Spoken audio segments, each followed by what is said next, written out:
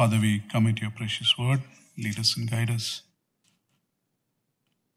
Be with your servants who stand in your name, and may we speak your word under your power, under your unction, and speak for your glory. Thank you, Lord, and Lord Jesus' most precious name we pray. Amen. Let us turn to Luke chapter 13, verse 10 to 13. లూకా సువార్త 13వ అధ్యాయం 10వ వచనం నుంచి 13వ వచనం వరకు చదువుకుందాం.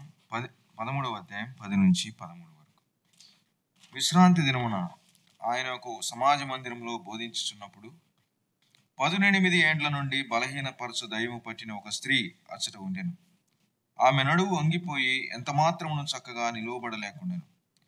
యేసు ఆమెను చూచి రమ్మని పిలిచి, అమ్మా, నీ బలహీనత నుండి విడుదల పొంది ఉన్నావని ఆమెతో చెప్పి ఆమె మీద చేతులుంచగానే ఆమె చక్కగా నిలువబడి దేవుని మహింపరిచెను. This Gospel of Luke is written, most of us know that Luke is a doctor by profession. ఈ లూకా సువార్త వైద్యుడైనటువంటి లూకా ద్వారా వ్రాయబడింది. So he is reporting a medical problem, a problem he himself as a doctor is not able to cure. ఒక వైద్యుడుగా తాను చూసినటువంటి ఈ యొక్క సమస్యను చెప్తున్నాడు. అది ఆయన కూడా బాగు చేయలేనటువంటిది. It's about a woman who had a disability. ఒక స్త్రీ, బలహీనమైనటువంటి స్త్రీని గురించి ఇక్కడ చెప్పబడింది. And she is suffering a lot because she is severely crippled. ఆమె ఎంతగానో నడుము వంగిపోయింది, ఎంతగానో బాధపడుతుంది. And the Bible says she is bent over, she could not straighten up at all. ఆమె నడుము వంగిపోయి ఎంత మాత్రమును చక్కగా నిలబడలేకుండాను. If you put yourself in that position, you can imagine it little. ఒకసారి మనము ఆ యొక్క పరిస్థితిని ఆలోచించుకొని మనమే అక్కడ అలాగున్నట్లయితే ఏమైతుంది? If you were standing or walking, you would always have to look to the ground. మనం నించున్నా నడుస్తున్నా కేవలం నేలనే చూస్తున్నట్లయితే, if you have to speak to somebody, you cannot see the face. You maybe have to tilt your head and look from the corner of your eye. ఒకవేళ ఎవరితోనో మాట్లాడాలనుకుంటే అలానే వంగిపోయి ఉండి కళ్ళు ఎత్తలేకుండా అలాగ చూస్తూ మాట్లాడాల్సి వస్తుంది. One person was telling about a sister. She was a believer. She had this condition. She couldn't even store things in the fridge. The top shelf of the fridge she couldn't reach. ఒక సహోదరుడు తన యొక్క సహోదరికి ఈ యొక్క వ్యాధి ఉండటాన్ని బట్టి ఆయన చెప్పాడు ఏంటంటే, కనీసం ఫ్రిడ్జ్ లో పైయర్లో వస్తువులు పెట్టడం కూడా కష్టం అని చెప్పాడు. And the Bible says she is crippled by a spirit. That means probably there's a demonic aspect about her condition. ఇక్కడ వాక్యంలో చూసినట్లయితే ఆమె బలహీనపరచు దయ్యము పట్టినదని చూస్తున్నాం. అంటే ఒక దయ్యము చేత పీడింపబడుతున్నట్లుగా గమనించవచ్చు. And she was under bondage for 18 years. 18 సంవత్సరాలుగా ఆ యొక్క బానిసత్వం, అంటే ఆ యొక్క దయ్యము చేత పీడించబడుతుంది. We don't know how old she was at that time. ఆమెకి అప్పుడు ఎంత వయసు ఉందో మనకు తెలియదు. But 18 years is a large portion of somebody's lifetime, right? ఒకరి జీవిత కాలములో 18 సంవత్సరాలు అనేది నిజంగా చాలా దీర్ఘమైనటువంటి జీవితమేనండి. Maybe the best years of your life have gone away. ఒకవేళ నీ యొక్క జీవితంలో ఉన్నటువంటి ఆ మంచి కాలము, అంటే మంచి వయసు అనేది అలాగూ నింపబడింది. You remember what you were doing 18 years back? 18 సంవత్సరాల క్రితం నువ్వేం చేస్తున్నావు ఒకసారి నువ్వు తలంచావు. 2006. 2006వ సంవత్సరంలో మనందరం ఏం చేస్తున్నాం? Some of you were not settled, some of you were in school. కొంతమంది బళ్ళలో ఉండవచ్చు, కొంతమంది ఇంకా ఉద్యోగాలు లేకుండా ఉండవచ్చు. Some of you may be thinking 18 years back I was unmarried and happy. కొంతమంది అనుకుంటారు 18 సంవత్సరాల క్రితం నేను వివాహం కాకుండా మంచిగా ఉన్నాను.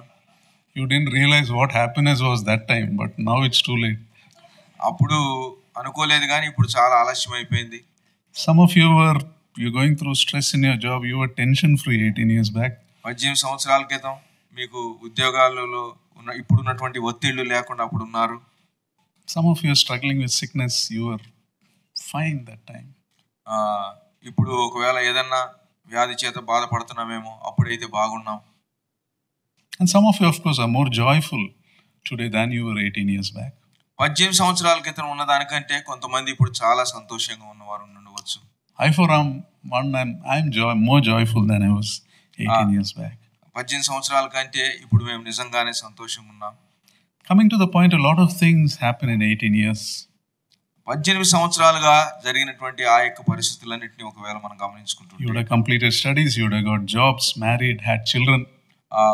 చదువులు అయిపోయి ఉండవచ్చు, ఉద్యోగాలు వచ్చి ఉండవచ్చు, వివాహం అయి పిల్లలు కూడా అని ఉండవచ్చు. It's a long time to be crippled and bent.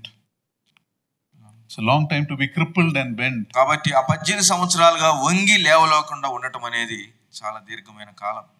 But that doesn't stop her from going to the synagogue. కానీ ఆ యొక్క వ్యాధిని బట్టి ఆమె సమాజ మందిరమునకు వెళ్ళటం మానలేదు. You see, even in her suffering, she wanted to be in the right place. ఆమెకు అలాంటి పరిస్థితి ఉన్నప్పటికీ కూడా సరైనటువంటి స్థలములో ఉండటానికి ఆమె సరైనటువంటి నిర్ణయాలు తీసుకుంది. She wanted to be right with God. దేవునితో సరైన సంబంధం కలిగి ఉండాలనుకుంది. This is something we must really appreciate about that woman. ఆమెను గురించి మనం నిజంగా ఇది మనం ఎంతైనా గమనించదగ్గ విషయం. He's not looking for an excuse to stay back home because of her sickness. తనకున్నటువంటి వ్యాధిని బట్టి ఇంట్లో ఉండిపోవాలనుకోవట్లేదు ఆమె. She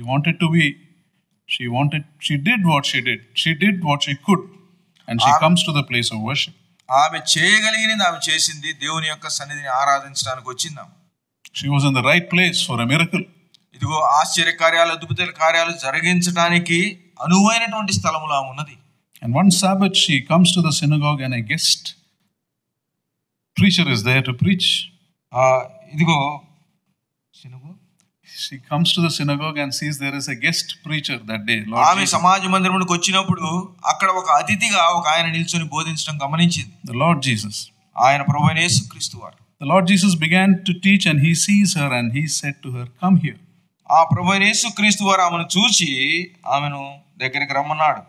Now here we see a woman, she did not come to be healed. ఇక నిజంగా చూసినట్లయితే ఆమె స్వస్థపరచబడటానికి సమాజ మందిరానికి వెళ్ళలేదండి. She does not even approach the Lord to ask for healing. ఆమె ప్రభువు దగ్గరికి నన్ను స్వస్థపరచని కూడా వెళ్ళలేదు. The reason may be that she couldn't just reach him. ఆమె ఆయన దగ్గరకు రాలేకపోవటాన్ని బట్టి ఒకవేళ అడగలేదేమో. Or maybe her life was already full of disappointments. Why add to your disappointment? ఆమె తన జీవితం అంతా కూడా ఎంతో నిస్పృహతో నిస్సహాయతో గడిపింది. ఇక మళ్ళా ఎందుకు ఇప్పుడు కూడా. In 18 years she would have come to the synagogue many times, did not receive healing. 18 సంవత్సరాలుగా సమాజ మందిరానికి వస్తా వచ్చింది కానీ ఎన్నడూ కూడా స్వస్థత పొందలేదాము. Sometimes we get so used to a problem that we would rather live with it than talk about it. చాలా సార్లు మనకున్నటువంటి ఈ సమస్యలతో జీవించడానికైనా ఇష్టపడతాం కానీ దాని గురించి ఆలోచించము, దేవుని దగ్గరికి వెళ్ళి అడగం. Suffering does that to us. It takes away our dreams, our desires. చాలా సార్లు మన మీద ఉన్నటువంటి సమస్యలు కానీ బాధలు కానీ అలాగ మనం చేస్తుంటాయి. But the Lord sees her and says, "Come." కానీ ప్రభువైన యేసుక్రీస్తు వారు ఆమెను చూచి అన్నాడు, రామ్మా అన్నాడు. You see, so it was the Lord's initiative completely. ఇదిగో దేవుడు తానే ఆమెను పిలుస్తున్నాడు. Some people say you don't get healed because you don't have enough faith. చాలా మంది ఏమంటారంటే నీకు విశ్వాసం లేదు కాబట్టి నీకు స్వస్థత లేదంటారు. Here woman's faith is not even in the picture. ఇక్కడ చూసినట్లయితే ఆమె యొక్క విశ్వాసం గురించి అసలు ఎక్కడ చెప్పబడలేదు. It was the Lord's call for the woman that set the stage for healing. ఇదిగో ఆమె స్వస్థపరచబడటానికి యేసుక్రీస్తు వారు తానే ముందుకు పూనుకొని ఆయన రమ్మని పిలిచాడు ఆమెను. And so slowly she would have made her way to the front of the assembly. కాబట్టి అక్కడ ఉన్న వారందరి మధ్యలో ఆమె కొంచెం మెల్లిమెల్లిగా ముందుకు వచ్చి ఉండవచ్చు. Now a question at this point. ఇప్పుడు ఒక ప్రశ్న మనకు. Why didn't the Lord heal her right where she was sitting? ప్రభువారు ఆమె కూర్చున్న స్థలంలోనే ఎందుకు ఆమెను స్వస్థపరచలేదు? I mean, the Lord had the power to heal, right? నిజంగా ప్రభువారికి ఆ మాత్రం శక్తి లేదా? He just had to tell the word, that's all. ఆయన అక్కడ నించొని ఆ మాట చెప్పుంటే ఆమె అక్కడ ఆమె స్వస్థత పొందబడేది. So why didn't he? ఎందుకు ఆయన చేయలేదు? There could be two reasons for అక్కడ that. రెండు కారణాలు ఉండవచ్చు. The first reason is the Lord did not heal her in her seat because she wanted her to move towards him. మొట్టమొదటిగా ప్రభువారు ఆమె ఉన్న స్థలంలోనే దేవుడు ఆమెను స్వస్థపరచకపోవడానికి కారణం ఏమై ఉండొచ్చు అంటే ఆమె అక్కడ నుంచి లెగిసి నడవలసినటువంటి తాను చేయవలసిన పనిని దేవుడు చేయాలనుకున్నాడు. Many times when God wants to do a miracle in your life, he wants you to move towards that miracle. చాలా సార్లు దేవుడు నీ జీవితంలో అద్భుత కార్యాలు చేయాలంటే ముందు నీ ఉన్న స్థానం నుంచి కదిలి రావాల్సిన బాధ్యత నీ మీద ఉంటున్నది. In other words, he wants you to leave the path of disobedience and come into the path of blessings. మరి ఒక మాటలో చెప్పాలంటే నీ అవిధేయమైనటువంటి మార్గమును విడిచిపెట్టి ఆశీర్వాదకరమైన మార్గమునకు రావడానికి నీవు ముందుకు రావాలా. If you move away at that time, you can miss that miracle. ఆ సమయంలో నీవు ఒకవేళ కదలించబడకపోతే, నువ్వు కదలకపోతే నీకు ఆ యొక్క దేవుడిచ్చేటువంటి ఆశీర్వాదాలు నువ్వు కోల్పోతావు. Many miracles of God we would have lost in our life because we looked at that situation through a common sense point of view instead of seeing through the lens of faith. అనేక సార్లు మన జీవితాల ఆశీర్వాదాలు పొందకపోవడానికి కారణం ఏంటంటే మానవ శక్తితో, మానవ ఆలోచనతో, దృక్పథంతో మనం అటువంటి సమస్యలను చూస్తున్నాము. కానీ దేవుని యొక్క కళ్ళ ద్వారా లేదా దేవుని అద్దములో మనం ఆ యొక్క సమస్యలను చూడలేకపోతున్నాం. You see, God wants us to exercise faith and act on His word. దేవుడు తన యొక్క వాక్యం మీద విశ్వాసం ఉంచి మనం ముందుకు నడవాలనే దేవుని ఆశ. He wants us to do. He wants us to be. He wants him to be the priority of our lives. మన జీవితాల్లో ఆయనే ప్రథమంగా ప్రాధాన్యత సంతరించుకొనవలసిన వాడుగా ఉంటున్నాడు. We must look to please God in every way. That is how you get into the path of blessing. ఇదిగో దేవునిని ఎల్లప్పుడూ సంతోషపరచడం అనేది మన జీవితంలో ఉద్దేశముగా కలిగి ఉండాలి మనం. It would also involve stopping the things that displease God. దేవునికి ఏవైతే సంతోషకరము కానివో, దేవుని చిత్తము కాని వాటిని మన జీవితంలో మనము ఆపివేయవలసిన వారం ఉంటున్నాం. It can involve a lot of things. It can involve being careful about the words we speak.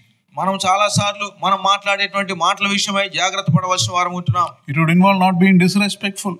ఇతరులతో అమర్యాదగా ప్రవర్తించకూడదు. It can also mean giving up the wrong customs and traditions you are used to following. ఆ జీవితంలో ఆ పైనుంచి వస్తున్నటువంటి ఆచారాలు గాని అటువంటి పద్ధతులు గాని మనం చేయకుండా ఆపివేయాలి. It will also mean giving up the wrong things you wear. మనం వేసుకుంటున్నటువంటి దుస్తులు గాని వేషధారణ గాని వాటి వేషం గాని అవన్నీ కూడా దేవునికి ఇష్టం కాని వాటిని తీసివేయాలి. We must get ourselves to be blessed. We must come into the path of blessing. కాబట్టి దేవుని చేత ఆశీర్వదింపబడాలంటే మనము నడుస్తున్న మార్గం నుంచి మనం బయటికి రావాలి. Walk towards God. దేవుని వైపు మనం నడవలసిన వారం ఉంటున్నాం. Also, if a miracle has happened in our life and it has not brought us close to God, then a miracle has been wasted in our life. ఆ యొక్క సూచక క్రియ లేదా ఆ యొక్క అద్భుత క్రియ ఆమెను దేవుని దగ్గరకు తీసుకుని రానట్లయితే ఆ యొక్క సూచక క్రియ అనే అద్భుత క్రియ గాని తన జీవితంలో అది వ్యర్థమే. If the Lord has healed you of a disease and that healing has not brought you closer to God, then that sickness has been wasted in your life. దేవుడు ఒకవేళ నీ జీవితంలో నిన్ను స్వస్థపరిచినట్లయితే ఆ స్వస్థపరిచిన అనుభవం నిన్ను దేవుని దగ్గరికి తీసుకురానట్లయితే ఆ స్వస్థత నీ జీవితంలో వ్యర్థమే. So that's the first reason God wants you to move towards Him. So come towards Him. Come into the path of blessing. కాబట్టి మొట్టమొదటిగా నీవు దేవుని యొక్క ఆశీర్వాదం పొందాలంటే నీ అవిధేయమైనటువంటి మార్గం నుంచి నీవు బయటికి రావాల్సిన వాడుకుంటున్నావు. The second reason why the Lord didn't heal her is probably because God wanted her to make an effort with Him in her deliverance. ఇదిగో రెండవదిగా ఆమెను దేవుడు ఎందుకు అలాగూ బయటికి తీసుకురావటానికి కారణం ఏంటంటే ఆమె చేయవలసినటువంటి తన స్వశక్తి చేత చేయవలసింది మొట్టమొదటిగా ఆమె చేయాలని దేవుడు ఆశిస్తున్నాడు. Many times God wants us to work like that. That's called sanctification. He wants us to work through Him. దేవుడు అనేక సార్లు మనల్ని పరిశుద్ధపరచుకున్నట్టుకై ప్రతిష్ఠించుకున్న కొరకై అలాగూ పని చేయాలని దేవుడు ఇష్టపడుతుంటాడు. You know, we submit to God. We are saved by grace, but we work with God in our salvation. మనము కృపచేతనే రక్షింపబడ్డాము, కానీ మన యొక్క జీవిత ఆత్మీయ నడకలో మనం ఆయనతో పాటు కలిసి నడవలసిన వారం ఉంటున్నాం. You see, at the end of time, when we stand before God, some of us will stand before God as a floodlight. Some of us will stand before God like a 0-watt bulb. ఇదిగో ఆ దినం వచ్చినప్పుడు మనం ప్రభు ఎదుట నిలిచినప్పుడు కొంతమంది తేజరిల్లేటువంటి నక్షత్రముల వలె వారు జ్యోతుల వలె ప్రకాశిస్తుంటారు. మరి కొంతమంది ఏ మాత్రము కూడా వారిలో ఆ తేజస్సు లేనటువంటి జీవితముగా వారు అక్కడ నిలబడి ఉంటారు. What's the difference? ఏంటి వారి మధ్యలో ఉన్న తేడా? Your level of submission. వారి జీవితాల్లో వారు దేవునికి చూపించిన విధేయతే అది ప్రాముఖ్యమైన తేడా. How much you submit, you glow. God's light shines through your life. ఈ లోకయాత్రలో నువ్వు ఎంతగా దేవునికి విధేయత చూపించి నడిచావో అంతగా నువ్వు తేజరిల్లుతావు. So here God wants her to invest in her own deliverance so that she will value it. When we work like that, we will begin to value our salvation, right? దేవుడు తానే ప్రభువైనటువంటి యేసుక్రీస్తు వారు ఇక్కడ తానే ఆమె యొక్క జీవితంలో స్వస్థత విషయమై ఆయన ముందుకు వెళ్ళాడు. అలాగూ విలువ కూడా ఆమె ఇవ్వగలిగింది. Sometimes we read, we don't know about the woman. This is our application. మన జీవితాల్లో అలాగ దేవుడు అలా చేసినప్పుడు కార్యాలు మనం ఆయనకు విలువను కూడా ఇస్తాం. You see, sometimes we read in the newspapers, one poor man wins a large amount of money through some lottery ticket. కొన్నిసార్లు మనం న్యూస్ పేపర్లో చదువుతుంటాం కదా, ఒక పేద మనిషి ఆ లాటరీ టికెట్ రావటం ఆమె గురించి మనం చదివి ఉండవచ్చు. They say many such people who win big lotteries waste away their money foolishly. అనేక మంది అలాగ లాటరీ ద్వారా గొప్ప ధనం సంపాదించుకున్న వారు ఆ యొక్క డబ్బును వృధాగా ఖర్చు పెడుతుంటారు. And in a short time they back into their old condition or even worse than that. కొద్ది కాల వ్యవధిలోనే వారు తిరిగి ఆ యొక్క డబ్బులు లేని పేద స్థితికి దరిద్రత కన్నా వస్తారు, ఇంకా అంతకంటే మరి దరిద్రంగా కూడా అవుతారు. Because they got something so easily and they didn't know how to handle it. ఎందుకంటే వారు పొందుకున్నటువంటి ఆ లాటరీ ధనం అనేది చాలా కష్టపడకుండా వచ్చింది కాబట్టి దాన్ని ఎలా వాడాలో వారికి అర్థమే కాదు. They didn't value it. దాని యొక్క విలువను వారు గుర్తెరగరు. In the recent news, I think last month, they showed a person called Sushil Kumar. He won 5 crores on KBC. Kaun Banega Crorepati, that show. Came in the newspapers. News పేపర్లో వచ్చింది. పోయిన నెలలో ఎవరో ఒక ఆయన సుశీల్ కుమార్ అని 5 కోట్లు పొందుకున్నాడు. He won in 2011. 2011లో పొందుకున్నాడు. He lost all his money, got addicted to alcohol, finally had to sell milk for survival, and then he's got a job as a teacher now. అతడు ఆ పొందుకున్న 5 కోట్ల సొమ్మును వ్యధాపరిచాడు, తాగుబోతయ్యాడు. ఆ తర్వాత పాలు అమ్ముకుంటూ జీవిస్తూ ఇప్పుడే ఈ మధ్యనే టీచర్ ఉద్యోగం పొందాడు. You see, when we put an effort in doing something, people who earn and save usually don't waste their money foolishly because they know the value of money. ఎవరైతే కష్టపడి సంపాదించి డబ్బును దాస్తారో వారు సాధారణంగా డబ్బును వృధా చేయరు. Similarly, God wants us to invest in our own deliverance for this reason. అలాగనే ప్రభువు వారు తానే మన యొక్క స్వస్థత మీద తాను కష్టపడి పని చేయాలనేది ఆయన ఇష్టం. When we work like that, when we invest like that, what happens? What happens, for example, if a temptation comes into your life? ఉదాహరణకు నీ జీవితంలో ఒకవేళ ఏదైనా శోధన వస్తే ఏం చేస్తావు? Because you work to your salvation, you are serious in handling it. You don't want to do anything to damage your investment. ఇదిగో నీవు నీ యొక్క జీవితంలో రక్షణ విషయమే అలా కష్టపడుతున్నావు కాబట్టి ఆ రక్షణను దెబ్బతీయడానికి నువ్వు ఏమాత్రం కూడా నువ్వు ముందుకు వెళ్ళావు. You have the boldness. You get the boldness to tell Satan, "No, Satan, I don't want to receive that temptation from you. I am no longer who I was." ధైర్యంగా నువ్వు చెప్తావు సాతానుతో, ఇదిగో నేను దానికి జోలు రాను, ఆ శోధనకు దగ్గరికి రానని నువ్వు ధైర్యంగా చెప్తావు. So that's the second aspect. The second reason probably why the Lord did not heal her is it's a picture to us that He wants us to make an effort to work with Him. కాబట్టి రెండవ కారణం ఏమంటే మనము రక్షింపబడిన తర్వాత మన రక్షణను కొనసాగించే విషయంలో మనము చేయవలసినటువంటి దాన్ని చేయవలసిన అవసరత బాధ్యత ఎంతో ఉంది. So two aspects we see: come to Him, work with Him. రెండుగా ఇక్కడ మనం చూస్తున్నాం. మొదటిగా ఆయన దగ్గరికి రా, రెండవదిగా ఆయనతో కలిసి పని చేయి. Another aspect we see is మూడవదిగా ఇక్కడ మనం చూసినట్లయితే we don't know how long this woman took to come to the front of the synagogue. ఆమె ఉన్న స్థలం నుంచి సమాజ మందిరానికి రావడానికి ఆమె ఎంత సమయం తీసుకుందో మనకు తెలియదు. But we know that people who are in pain usually are very slow to move. They can't move as quickly. మనకందరికీ తెలుసు, బాధలో ఉన్నటువంటి వారు అంత వడివడిగా నడవలేరు, కానీ సమయం పడుతుంది. So here you see another beautiful aspect. ఇక్కడ మరి ఒక సుందరమైనటువంటి కార్యాన్ని మనం చూడవచ్చు. Even if you're slow to come to the Lord, He is willing to wait for you. నీవు ఆయన దగ్గరికి రావడానికి కొంత సమయం ఎక్కువైనప్పటికీ కూడా మన ప్రభువు వారు మన కొరకై వేచి ఉండేవారిగా ఉంటున్నారు. Now from a spiritual point of view, some of us don't grow as mature or as fast as others. ఆత్మీయంగా కొంతమంది ఇతరుల వలె వారు అంత త్వరగా అభివృద్ధి చెందలేరు. We may have gone through some problems, so we struggle many times spiritually. ఏదైనా సమస్యలు గుండా వెళ్తున్నప్పుడు ఆత్మీయంగా ఆధ్యాత్మికంగా చాలా సతమతం ఉంటాం. What seems easy for others looks very difficult for you. వేరే వారికి అది తేలిగ్గా ఉండవచ్చు, కానీ మీకు అది ఎంతో కష్టంగా ఉంటుంది. But the good news is the Lord will wait for you. మంచి వార్త ఏంటంటే అయినప్పటికీ కూడా మన ప్రభువు వారు మన కొరకై వేచి ఉంటారు. Provided you are walking towards Him. ఇదిగో ఆయన దగ్గరకు మనం నడుచుకుంటూ వస్తున్నప్పుడు He will work with you. He will encourage you. ఆయన మనతో కలిసి పని చేస్తాడు, ఆయన మనల్ని ప్రోత్సహిస్తాడు. Now in this incident, what happened next amazed the whole congregation. ఈ యొక్క సన్నివేశంలో ఆ తర్వాత ఏం జరిగిందో అక్కడ ఉన్నటువంటి వారందరినీ కూడా అది ఎంతో ఆశ్చర్యపరిచింది. The Lord says in verse 12, "Woman, you are freed from your infirmity." యేసు ఆమెను చూచి రమ్మని పిలిచి, అమ్మా నీ బలహీనత నుండి విడుదల పొంది ఉన్నావు. Woman, you are freed. అమ్మా నీవు బలహీనత నుంచి విడిపింపబడి ఉన్నావు. The Greek word for freed is a word called apolusa. Greek పదంలో అపోనియూసా అనేటువంటి మాటను వాడారు. The word means to untie. దాని అర్థం ఏంటంటే నీ యొక్క బంధకాలు తెంచబడి. If you stayed in villages and farms in the morning, when they leave a young goat or a calf from the stable, how will it run out? మనము ఊర్లలో కానీ పల్లెటూర్లో కానీ చూసినప్పుడు ఒక దూడను కట్టినటువంటి ఆ యొక్క గొంతు నుంచి దాన్ని తీస్తే అది ఎట్లా పరిగెడుతుంది? Untie, it will jump and run. It won't know what to do. Which direction to run, it won't know.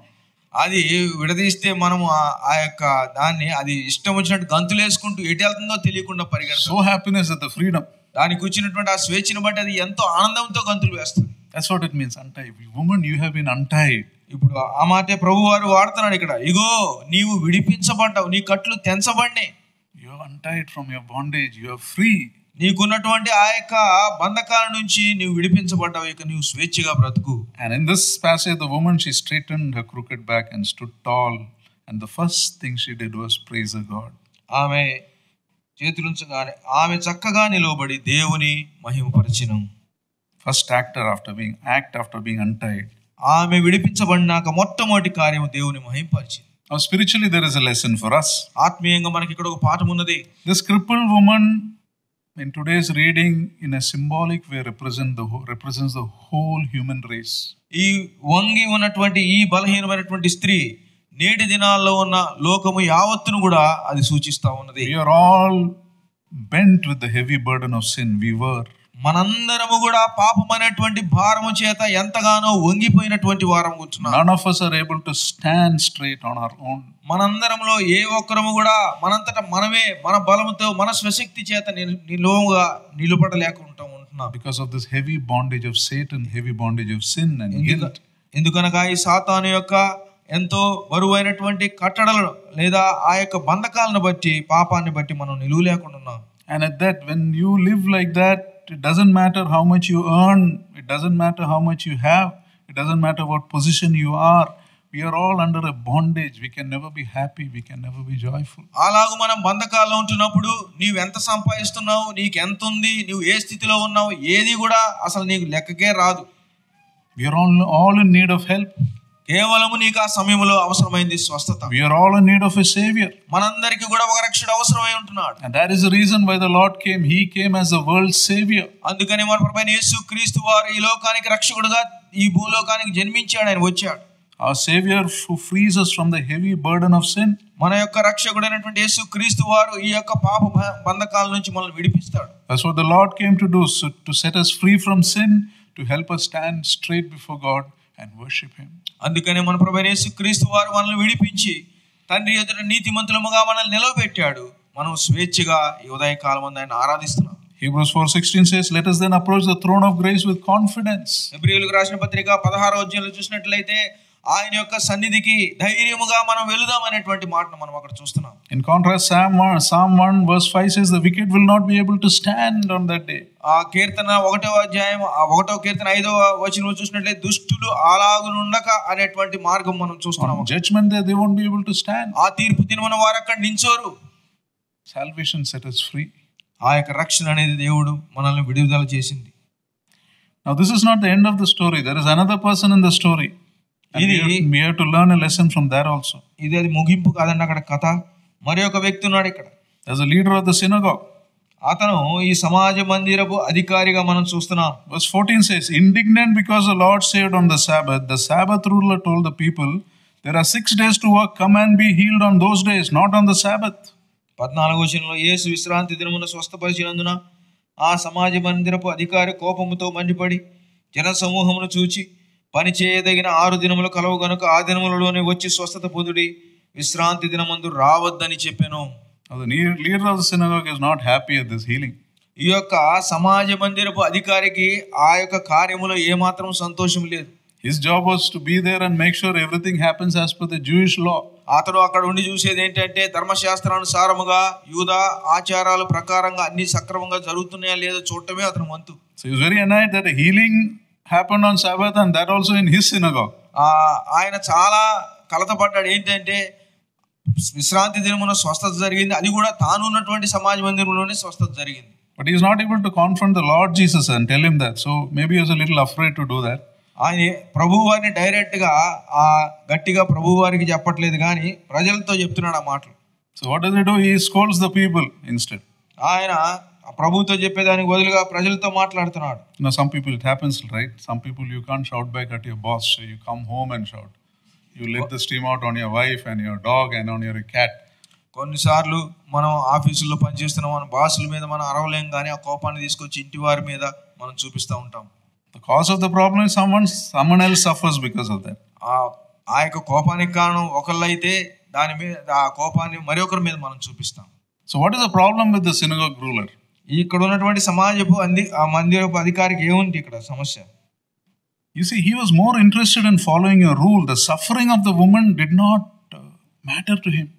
ఇక్కడ చూసినట్లయితే ఇతనికి ఆ యొక్క స్త్రీ వ్యాధి చేత బాధపడటం అనేది అతన్ని ఏమాత్రం కూడా తొందరపెట్టలేదండి. దాని గురించి అసలు we can be like this as a church.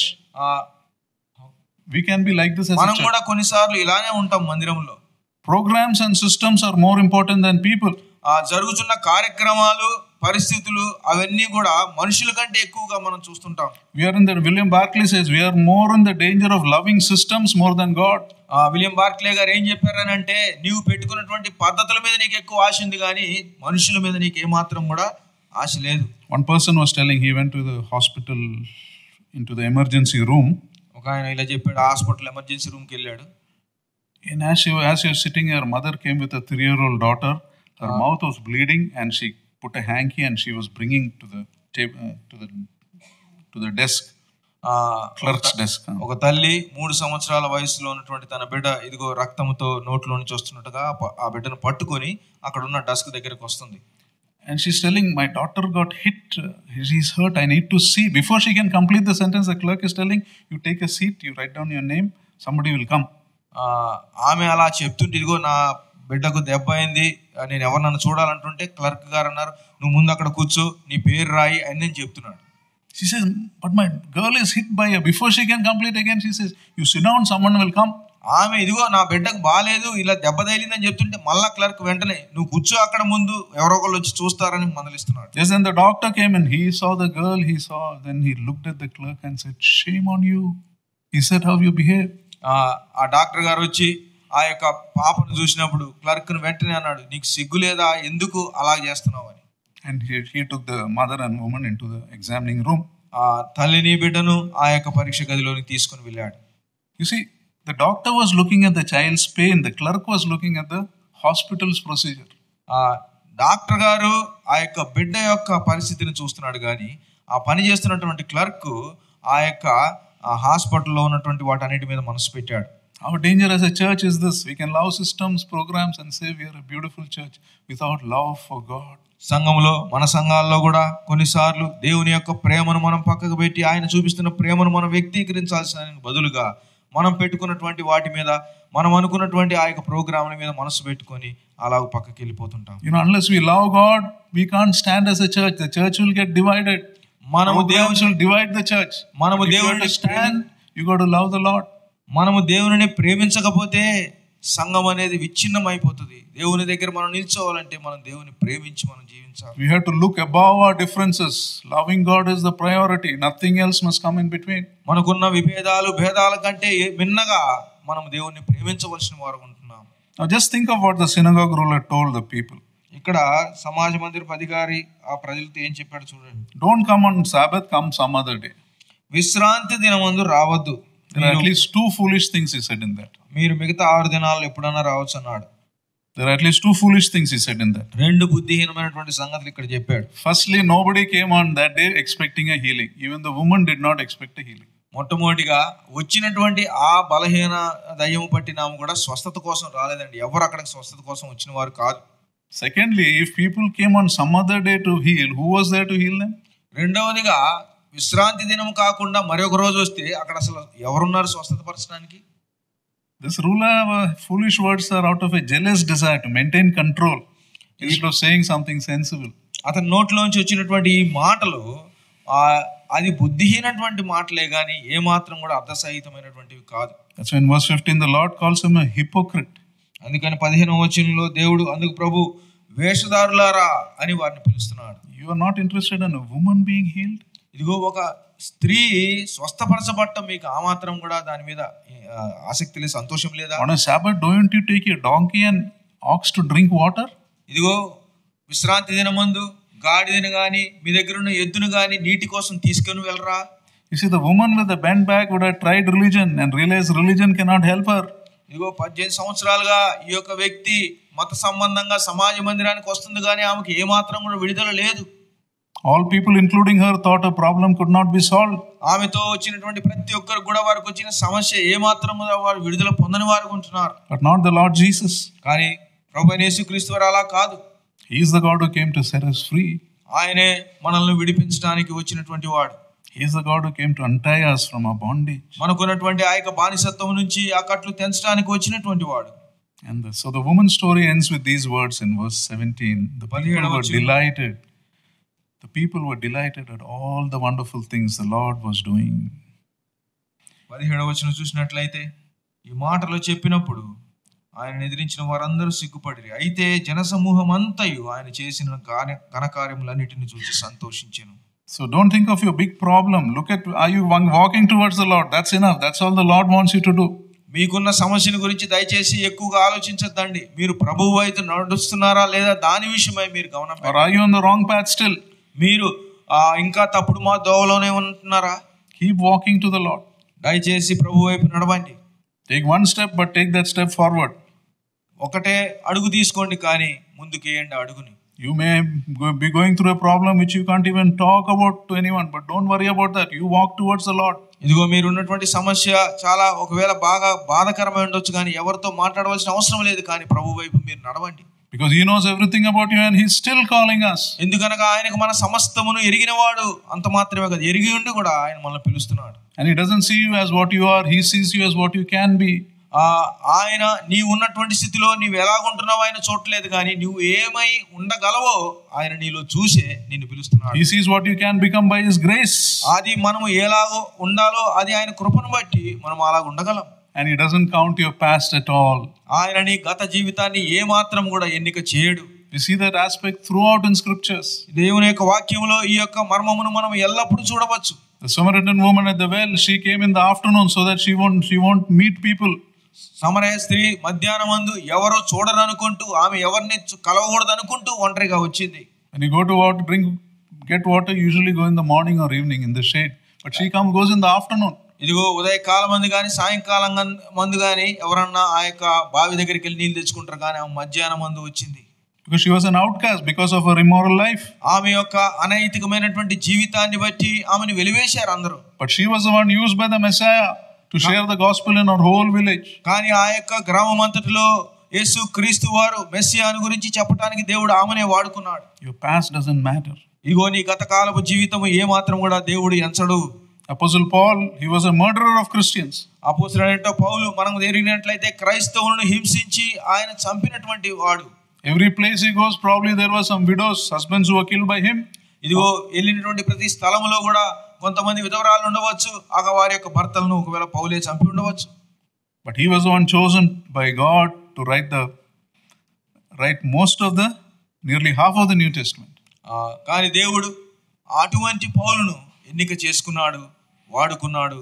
కొత్త నిబంధనలో అనేకమైనటువంటి పత్రికలు గ్రంథాలు రాశాడు. God sees us as how we can be. దేవుడు మనం ఏమి చేయగలమో అది దేవుడు మనలో చూస్తున్నాడు. I remember a Sunday school story that has stuck to my mind. Sunday school పిల్లలకు చెప్పేటువంటి ఒక కథ నాకు గుర్తొస్తుంది. I don't know if I shared this. There was a little boy who used to go to school every day, and he used to go by the main road. ఒక చిన్న బాలుడు ప్రతిరోజు కూడా బడికి ఒక మెయిన్ రోడ్ గుండా వెళ్తుండేవాడు. And one day he is going and he sees in the Chaurasta crossroad, in the middle of the road, there is a huge block of stone. ఒకరోజు అతను వెళ్తుంటుండగా ఆ యొక్క మధ్యలో ఉన్నటువంటి ఆ యొక్క కూడల దగ్గర పెద్ద రాయి కనిపించింది. And next day he sees a man measuring on that measuring lines, and he has a chisel also. మరుసటి రోజు ఒక వ్యక్తి ఒక ఆయన ఆ యొక్క రాయి మీద కూర్చొని దాన్ని కొలతలతో వేసుకుంటూ ఉలిపెట్టి ఆ పని చేస్తా వచ్చాడు. Then after that his summer holidays come and he goes away to his native place. ఆ తర్వాత ఎండాకాలం సెలవులు వచ్చినాయి, తన స్వగ్రామానికి వెళ్ళిపోయాడు. And then after 2 months he takes that same road again, and he's surprised that in the middle of the road there is a beautiful statue of a lion. 2 నెలల సెలవు అయిపోయినాక స్కూల్కి మరలా తిరిగి వస్తున్నప్పుడు ఆ యొక్క మధ్యలో ఆ కూడలిలో ఒక మంచి సింహపు విగ్రహాన్ని చూశాడు. A magnificent statue. ఎంతో గంభీరంగా ఉంది అది. And he is shocked seeing the statue. ఆ యొక్క విగ్రహాన్ని చూసి ఎంతో అబ్బురపడ్డాడు. He goes to the man is still there chiseling. అక్కడ దగ్గరికి వెళ్ళాడు. ఆ వ్యక్తి ఇంకా దాన్ని చెక్కుతున్నాడు. And he asked this man, how did you know there was a statue inside? అప్పుడు ఆ బాలుడు వెళ్ళి ఆ చెక్కి అతను అడిగాడు, లోపల దాంట్లో సింహం ఉందని నీకు ఎట్ట తెలుసు? How did you know there was a lion inside? దాని లోపల సింహం ఉందని నీకు ఎట్ట తెలుసు? You see, God has kept a lion in each one of us. He is working in our lives. దేవుడు మన ఒక్కొక్కరి జీవితాల్లో అలాంటి సింహాల్ని దేవుడు ముందే పెట్టి ఉన్నాడు. Doesn't matter who you were in the past, but He is chiseling. నువ్వు గత కాలంలో ఏమై ఉన్నావు అనేది అది లెక్కకు రాదు, కానీ దేవుడు తన కార్యమును నీ మీద చేస్తా ఉన్నాడు. His chiseling is painful, right? చాలా సార్లు చెక్కటం అనేది చాలా బాధకరమైంది. But He is creating something. కానీ దేవుడు మన జీవితాల్లో ఏదో ఒకటి చేయటానికి something that has no connection with what you were in the past. గత కాలంలో నీవేమై ఉన్నావో దానికి ఏ మాత్రం సంబంధం లేకుండా దేవుడు నీ కార్యాన్ని మరుస్తున్నాడు. But we have a part. కానీ మనం చేయవలసినటువంటి ఒక విధి ఉన్నది. We got to walk towards Him. మనము ఆయన వైపు నడవవలసిన వారం ఉంటున్నాం. We got to work with Him. ఆయనతో మనం కలిసి పని చేయవలసిన వారం ఉంటున్నాం. And we got to worship Him. ఆయన ఆరాధించి మహింపరచవలసిన వారం ఉంటున్నాం. Because when the Lord saves us, we no longer have a past.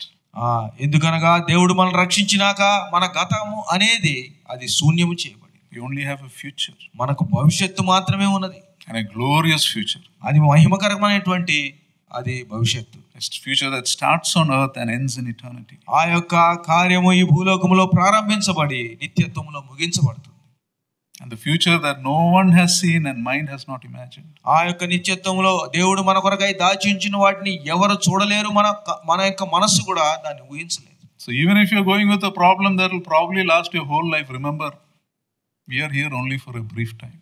ఒకవేళ మనం ఏదైనా సమస్య గుండా వెళ్తున్నప్పటికీ, ఒకవేళ నేను అనుభవిస్తున్నప్పటికీ ఒక్కసారి గుర్తుపెట్టుకోండి, నిత్యత్వంతో పోల్చుకుంటే అది చాలా చిన్నది. But let's keep walking towards Him. కానీ ప్రభు వైపు నడుద్దాం. Let's put ourselves in the path of blessings. కాబట్టి ఆశీర్వాదకరమైనటువంటి ఆ మార్గములో మనము ముందుకు వెళ్ళడానికి పూనుకుందాం. Let us pray. ప్రార్థన చేసుకుందాం. Father, we thank You for Your precious word, and thank You for the way, though You know everything about us, You know about our failures, You know about our shame, You know things about us that if people knew, they wouldn't even come to us sometimes.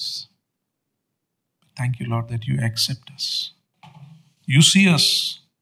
You come to us even when we don't come to You, and You encourage us to walk towards the miracle You have kept for us. Lead us, Master, whatever we are going through, to keep walking towards You, to work with You, and live a life of praise and thanksgiving. We thank You, Lord. In Lord Jesus' most precious name we pray. Amen.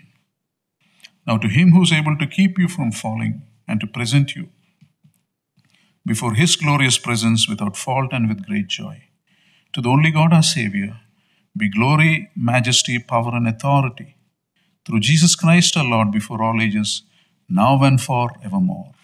Amen.